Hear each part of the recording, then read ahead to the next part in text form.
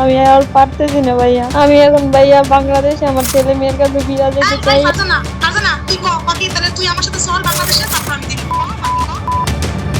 কয়েক মাস আগে সামাজিক যোগাযোগ মাধ্যমে ছড়িয়ে পড়া কিছু ভিডিও ঘিরে শুরু হয় আলোচনা। রাজধানীর উত্তরার টেকপাড়ার অলিগলিতে সাধারণ মানুষের ঘরবাড়িতে ঢুকতে দেখা যায় কিছু চীনা নাগরিককে। মোবাইল ফোনের মাধ্যমে তারা ধারণ করেন নানা দৃশ্য।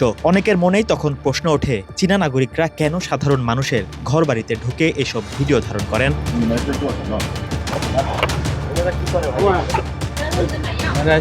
ভিডিও করে, এখন ওনারা কি করে এটা আমরা বলতে পারবো না। করোনা বা যে কোনো ভাইরাসের এগেইনস্টে ফাইট মানি ব্যাকট্রলের লেফট রাইট।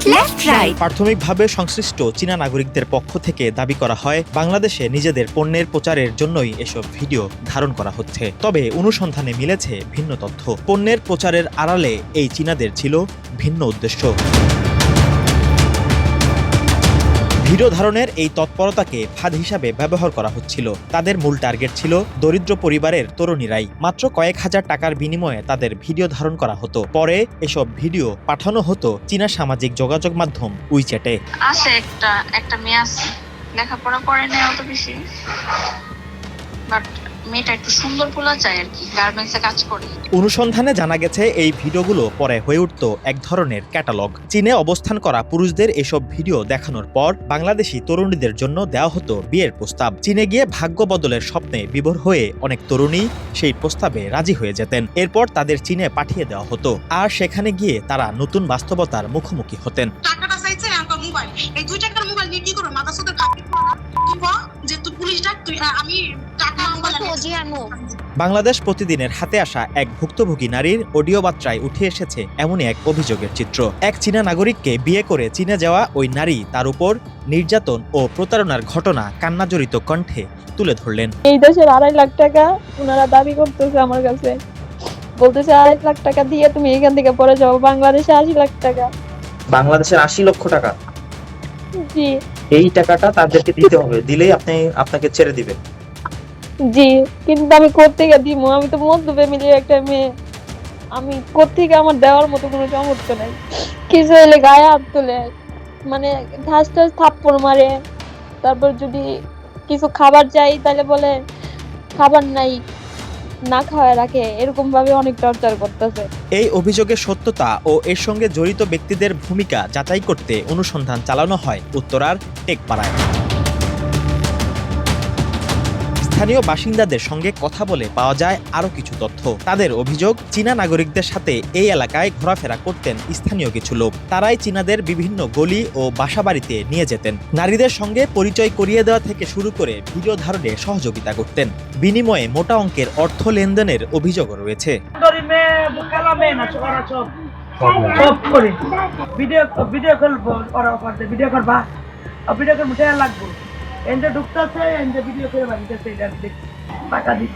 উত্তরা ও আশপাশের এলাকায় বিভিন্ন ফ্ল্যাট ও গেস্ট হাউস ভাড়া নিয়ে অবস্থান করতেন এসব চীনা নাগরিক। যে ভবনগুলোতে তারা থাকতেন সেখানকার কর্মচারীদের ভাষ্য, চীনা নাগরিকরা কেন ভিডিও ধারণ করতেন সে বিষয়ে তারা বিস্তারিত কিছুই জানতেন না। তবে বিষয়টি নিয়ে আলোচনা শুরু হওয়ার পর বদলে যায় পরিস্থিতি।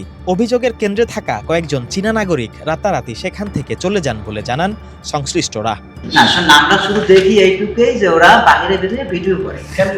এখন এই ক্যাম্প প্রশ্নটা ওরা বলে আমরা যে বিভিন্ন পণ্যের বিষয়ে অ্যাড দেই, হ্যাং করি, দেখ করি, কিন্তু পণ্যের বিষয়ে অ্যাড তো রাস্তায় বলার দরকার। হ্যাঁ সঠিক, এখানেই প্রশ্ন, কিন্তু এই জিনিসটা তারা আমাদেরকে বলে না। অনুসন্ধানে এই কথিত চক্রের সঙ্গে সংশ্লিষ্ট কয়েকজনের নাম সামনে এসেছে। বাংলাদেশে থাকা স্মৃতি নামের এক নারীর বিরুদ্ধে অভিযোগ, দরিদ্র বাংলাদেশি নারীদের সঙ্গে পরিচয় করিয়ে তাদের চীনা নাগরিকদের কাছে পাঠানোর প্রক্রিয়ায় তিনি যুক্ত ছিলেন। তবে এসব অভিযোগের বিষয়ে স্মৃতির বক্তব্য পাওয়া যায়নি। চীনে অবস্থান করা বাংলাদেশি নারী ভাবনী আক্তারের বিরুদ্ধেও রয়েছে গুরুতর অভিযোগ। এই স্মৃতির মাধ্যমে চীনে যাওয়া নারীদের পরবর্তীতে চীনা নাগরিকদের সঙ্গে যৌন সম্পর্কে বাধ্য করা হতো এবং এর বিনিময়ে অর্থ নেওয়া হতো। এসব অভিযোগেরও স্বাধীনভাবে সত্যতা যাচাই করা যায়নি। 24 সালের শেষ দিক থেকে শুরু করে 25 সাল পর্যন্ত আমি অনেকগুলা ইমিগ্রেশন করাইছি, যেটা সত্যি কথা, অনেকগুলা। সবচেয়ে গুরুতর অভিযোগ, এই কথিত নেটওয়ার্কের একজন চীনা মূল হোতা এখনো বাংলাদেশে অবস্থান করছেন। করছেন। অভিযোগ রয়েছে বাংলাদেশে বসেই নারীদের চীনে পাঠানোর প্রক্রিয়া পরিচালনা করা হচ্ছে। কিন্তু এত গুরুতর অভিযোগের পরও এই কথিত নেটওয়ার্ক কিভাবে সক্রিয় থাকার সুযোগ পাচ্ছে, কারা তাদের সহযোগিতা করছে? এসব প্রশ্নের উত্তর জানতে চাইলে ডিএমপির উত্তরা জোনের উপ পুলিশ কমিশনার বলেন, গুরুতর এই অভিযোগের প্রমাণ পাওয়া গেলে জড়িতদের বিরুদ্ধে কঠোর ব্যবস্থা নেওয়া হবে। চীনা ব্যবসায়ী আছে, যে চীনা ব্যবসায়ী নাকি ঢাকায় বসে মানে উত্তরাতে বসে নারী পাচার করতেছে। তার এই ধরনের আপনার মামলা আমার কিছু আছে, এই মামলাগুলি তদন্ত চলতেছে, বুঝছেন? হুম। এই আপনার একটা থানায় আপনার আছে, মামলা আছে, মামলাগুলি আমরা তদন্ত আমরা শুরু করছি। আমরা মনে করেন বেশ কয়েকজন আটক করা হয়েছে। আপনার হয়তো আমি আপনার ইটা পরে দিতে পারবো যে কয়েকজন করা হয়েছে। অসহায় নারীদের স্বপ্নকে পুঁজি করে যদি সত্যিই গড়ে ওঠে এমন কোনো আন্তর্জাতিক নেটওয়ার্ক, তবে এর নেপথ্যের কারিগরদের শনাক্ত করে আইনের আওতায় আনা জরুরি। ইমন হোসেন, বাংলাদেশ প্রতিদিন।